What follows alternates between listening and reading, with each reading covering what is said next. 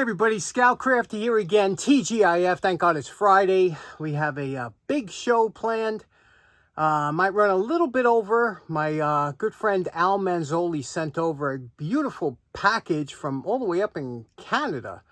So let's get right to it. We got a lot to get to. Let's get started. Okay, next up real quick, last couple of years ago I had new gas meters installed in my house, and they wanted to come back later on and put a gas detector in. I didn't want it back in my house, so I bought my own. I just got this. I'm going to demonstrate this, what it's about. It's pretty cool. It's for methane, propane, natural gas. You always got to be careful of leaks and things like that. However, as I just got this in the mail today, all of a sudden I hear a chirping coming from an upstairs smoke detector. And I have to tell you, I know they tell you in the manufacturers that, instructions that you're supposed to change the batteries every year. But I like everybody else, I change them when they chirp, But I have to tell you, I got to give credit to these beautiful invention of the smoke detector. There's two inventions that really go uncredited as being just lifesavers. This is one of them. The smoke detector, how many lives have this saved? How many people are alerted to fires and things like this? There should be a street or a holiday named after the inventor of the humble smoke detector, which I just think is fascinating. Also, when they invented this, they must have had the planned obsolescence guys on vacation, because these things last and last. Now, this one here, you can see the date here, is from September 18th, 2000. So this thing's 23 years old, still works fine, and you can test it, by pressing down. It's a little bit loud. You pressed it by testing the button, but this was chirping. I'll change the battery, and, I keep it upstairs as a spare, whatever. I have newer ones. There goes the chirp. I have newer ones downstairs, but just a fantastic invention. The other invention besides this that they should have a holiday or something named after is the rumble strips. You know what the rumble strips are on the side of the road? That when you start drifting a little bit and all of a sudden it makes that noise because it... Now, I can't find the inventor of that. I tried searching on Google. Nobody, I don't know, they're tight-lipped about it. But however, whoever invented that guy deserves a holiday or some kind of national. How many lives did that save from people falling asleep and they go into the rumble strips? So this battery's got to be changed, right?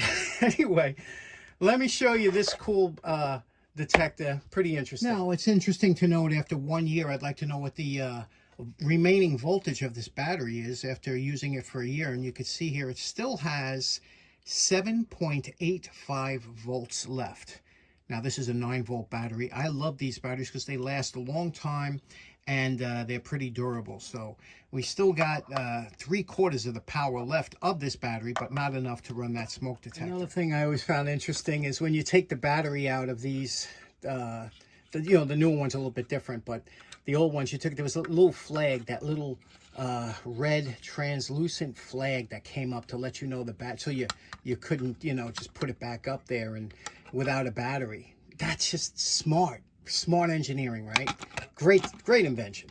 Okay, so here's the gas detector I got, and I got, again, this one's an inexpensive one at $20 or something, and you could see here, this one here you plug in, and we'll give it a test. It gives you the level. They're inexpensive. This one's supposed to be good for 5 years. So before I install it, I will put the date on it, because I always like to know. There's no date that I could see written on here.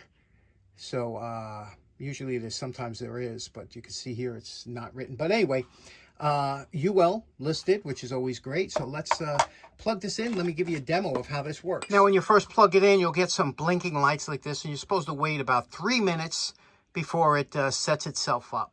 Okay, you see it's been 3 minutes, and we are it's registering 0, so there's 0 gas. I'm going to just turn on my lightly my propane torch here and see what happens when I put it close. Okay, you can see that's the alarm on there. Now you can see how high it was. It went over 9 because it really detected it. But as I clear out the gas from there, you can see it drops. It won't beep below 4 or 3. 3 or 4, I guess, is the acceptable limit. but you can see here we really have to clear that out with some fresh air to get it back down to 0. Pretty interesting, right? It's not that loud that it'll wake me up upstairs, but I guess it's good to know. There we have it back down to 0. Again, it's just down here in case I get one of these pipes rupture on me in the middle of a job. Okay, so this is where it's going to live. I have an outlet that's always on up here, and it's high up because the natural gas tends to rise. So that's where you want. If you were using it for propane, I think you want it lower. It's heavier than air. As far as wattage used, I checked it on my kilowatt. It only uses 1 watt. So there we go. I don't have to worry about batteries. And like I said, it's good for supposedly 5 years. Okay, next up, again with the show and tell, I got a really a wonderfully generous package from my buddy Al Manzoli, who's in Bryson, Quebec, up in Canada there. Sent this big box here, and I'm shocked that he sent fragile stuff and it didn't get broken. Meanwhile, I get somebody sends me something from 2 miles away, and it looks like the Postal Service dragged it here behind their truck. Let me show you what Al sent over. Some really great stuff. Okay, this is what Al had sent over from Canada, and I have to tell you something. I was so excited I couldn't wait to demonstrate some of this stuff and explain what this is. And as you know, I collect antique and vintage electrical components because I just think they're so fantastic. And I know you will too once you're introduced to them. Let me go through a couple of these things and show you why they're absolutely spectacular. Okay, first off, let's start off with some of the interesting light sockets that we have here. These would be considered like ceiling mount or whatever. And the interesting thing about these is you could see that they're still fine. You could still use them today. There's nothing wrong with these. You can clean out anything that might be a little tarnished or whatever. Porcelain, when you clean these up, they'll come out exactly like brand new. You can use a little bit of Ajax, a little bit of polish, whatever you have to. This here was meant, a lot of times they have cord hanging down from the ceiling. You could use something like this. This one here would be a self fixture with its own switch. And look, it's got a porcelain knob on it. These things were made to last literally forever, unless you drop them and crack them. There was nothing wrong with them. Now compare that to today's, and this is a used one. Today, this is what you get today. Plastic, okay? You can see the discoloration from the heat of the bulb, whatever. They start to look like garbage. They're chintzy, and God forbid they get hot. You know they're going to warp and melt. Don't ever throw these out. If you're doing your house over, just rebuild them, put them right back. These here are some components that you would use. Again, the same thing. If you want to hang a wire, you could use something like that. And look how nicely it was made. Again, these clean up like unbelievable. These are the components, all rebuildable. There's nothing on here. You could put a cord through here, wrap it around, it comes up, it holds it on. A lot of the sockets years ago used to hang from a cord in the middle of the room. Remember, there wasn't, outlets in every room. I have rooms in my house without an outlet. Can you imagine that? And just all high quality, made to be rebuilt and cleaned up. Look at these awesome bulb splitters. This is where you would double the capacity of your socket. If you had one hanging up from the ceiling, you put one of these in. Instead of having one bulb, you can have 2 bulbs. Now, look at this is an early one. Look at the quality of this brass and copper and porcelain. It's just a thing of beauty. And again, this isn't cleaned up. Now, later on in the 40s, to conserve materials, they went to something like this, like a hard rubber, something with Bakelite. But you could see the difference already. And today, they're made from this plastic that's just so cheaply made. But, this stuff is gold. Let's talk for a second about a switch. And I'm big into switches, all different types. These switches were far superior than anything you can find today. And the funny thing about this thing here weighs probably a pound. It's solid bronze maybe, but this thing, and a lot of these were wall mounted. Remember, they didn't have wires running through the walls like they have today in sheetrock. A lot of these were surface mounted switches like this one here, meant to go on the surface. And you could hear, again, this is a kind of a later model, more, it says Bakelite. Over here, these were just beautiful porcelain, push. They're making these again today. They're reproducing these because people just like them. There's so much pleasure into just activating a switch. Look at this one here. Listen to it. The smoothest switch you'll ever see in your life right here. absolutely buttery smooth. Just lovely, right? And here's a twist arm switch again. The contacts, they can be cleaned. There's not, these things are fantastic. Although today, you know, you really surface mount switches and stuff, but I just love them. Next up, you know, I have a collection of fuses, but I don't have any of these, and I've never even seen them before, and I think they're just amazing. Look at this. First of all, it's probably like a brass over here. A 15, it's written 15 amps. This is probably mica at the time, and there's the line in there. These are easily tested with a volt-ohm meter that you could test to see if they work, but very interesting fuse here. These two I've never seen before. Aren't they interesting? Again, they are fuses. You can see here 125 volt. This one here is written, and this one here says 30 amps on the back. So apparently these screwed into your fuse holder. They were porcelain.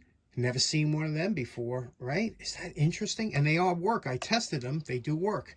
Speaking of how quality things were made, look at this, a wire nut. A vintage wire nut porcelain. Now, let me ask you a question. You couldn't afford to buy these today, but wouldn't you feel safer with a porcelain wire nut than a plastic one? Next up, these are commonly called fuse blocks. Again, as the power came in, it was protected by a fuse. If too much power was either coming in or you happened to short something on your line, it would blow the fuse. It was protection. These again were porcelain, and these have gone up in price. I remember years ago you couldn't give these away, and a lot of electricians would pull them out of the house and just toss them. Now these things are a small fortune, especially ones with a knife switch. Okay. Next up, this is where I have fun. Al sent these 4 beautiful antique bulbs. You see those there? These are all antiques. These are not like the regular bulbs that you see, and the ones like this here that are meant to look like vintage bulbs or whatnot. These are the real deal. They got super thin filaments. You can't even see the filaments. They were carbon filaments. This one here is a neon. This is real cool stuff, right? As you know, I'm a big bulb guy. So here's my setup. What I have here is a variac. And because my variac sucks in so much power, I got to use my dim bulb tester to get it going. I did a video on these. But this here, we're going to test the bulbs, okay? And whenever you do an antique bulb, you have to power it up slowly because these are old bulbs and the filaments could be fragile, whatever. How these didn't get busted on the way here from Canada, I don't know. So what we're going to do is we're going to put one in at a time, power it up, and see what they look like. Okay, first one here. Like I said, you can't really see the filaments here. We're going to power it up slowly with the variac. And this way you can see what happens. Oh, there we go. It works. Check that out. Look at those beautiful filaments powering up here.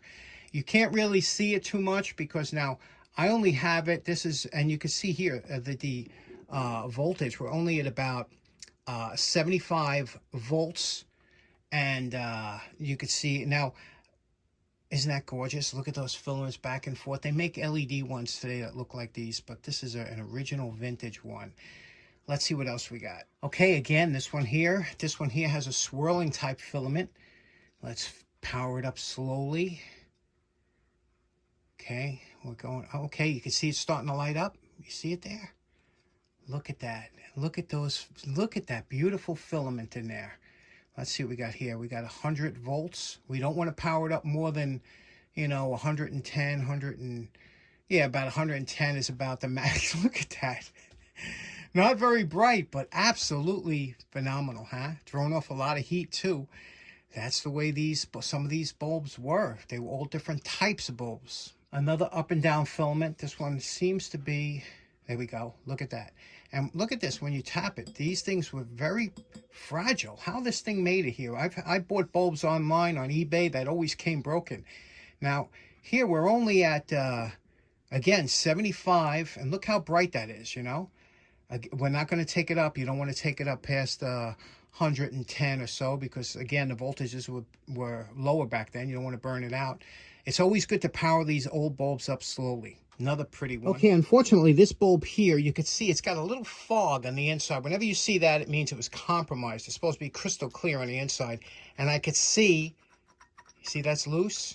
So a lot of times that will mean that that these bulbs won't work. So, but before you put it in your bulb and blow a fuse or something, you test it with your voltometer. And what you do is you take one, you know, here it is, you have it for ohms. You see?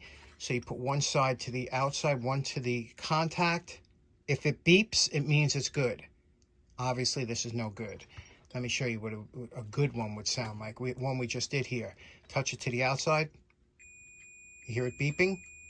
It won't light the bulb or anything, but unfortunately, this is the only bad one, but I know these are neon. They're beautiful, too. I wish it would have worked, but Al, unbelievable. Okay, so in closing, I don't know. I think I went a little bit long on this video, but just so much good stuff. Special thanks to my buddy Al Manzoli. I can't believe what great stuff that was. Thank you so much, Al. I know you're a collector to have that kind of stuff. You know your stuff. That's not just things you had laying around the house, so I do appreciate that so much. Let me know in the comments what you think your favorite item was. I appreciate you tuning in. Hope you have a great weekend. Take care now. Bye-bye.